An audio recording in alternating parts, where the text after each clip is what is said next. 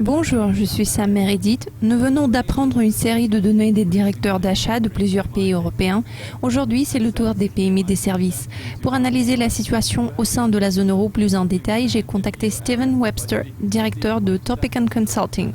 Steve, les données du chômage espagnol ont chuté 2 fois plus vite qu'on ne le prévoyait en atteignant moins 118,9 en avril.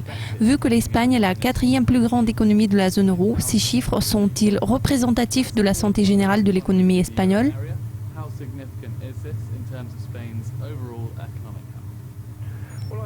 Je crois que c'est un signal encourageant. Il est à noter que le taux de chômage espagnol reste à la marque de 23%, ce qui est le 2e taux le plus élevé dans la zone euro. Ce qui est d'autant plus inquiétant, c'est que le taux de chômage chez les jeunes est toujours proche de 50%. Bien sûr, les données récentes témoignent d'une certaine amélioration. Cependant, en termes sous-jacents, cela ne va pas avoir d'impact majeur sur le taux général de chômage.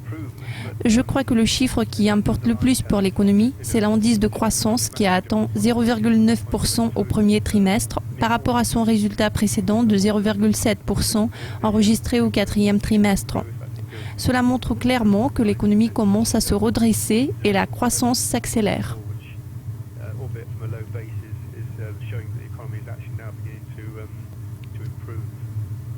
Cette semaine, nous avons appris les PMI manufacturiers de plusieurs pays européens.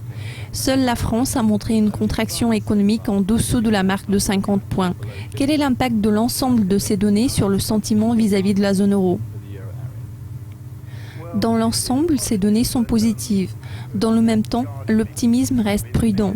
Il faut qu'il y ait une expansion soutenue au sein de la zone euro pour que le sentiment puisse s'améliorer de manière considérable. Et l'équilibre est assez fragile en ce moment. Vous avez mentionné la France.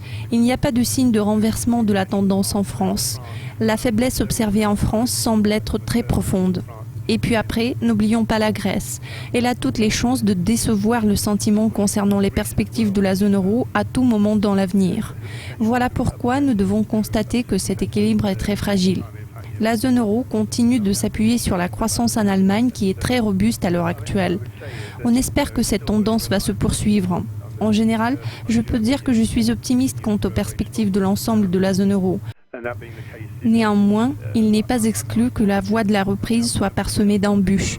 Il y aura des hauts et des bas. Il faudrait donc envisager les obstacles potentiels.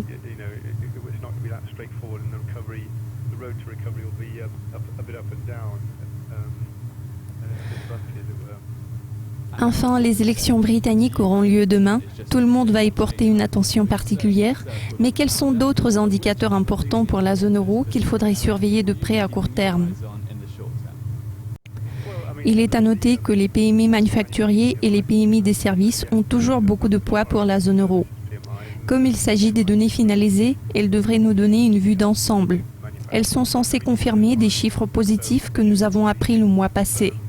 Ces données représentent un indicateur avancé crucial pour pouvoir juger de l'état de l'économie. Elles montrent clairement le degré de la force de l'économie d'un pays à l'autre.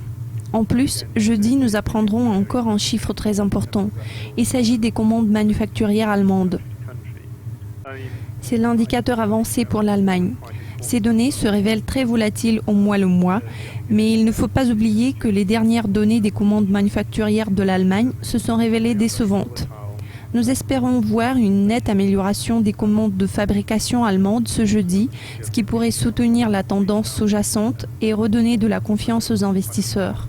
Ça pourrait convaincre les gens que la croissance allemande ne va pas s'estomper dans un avenir proche.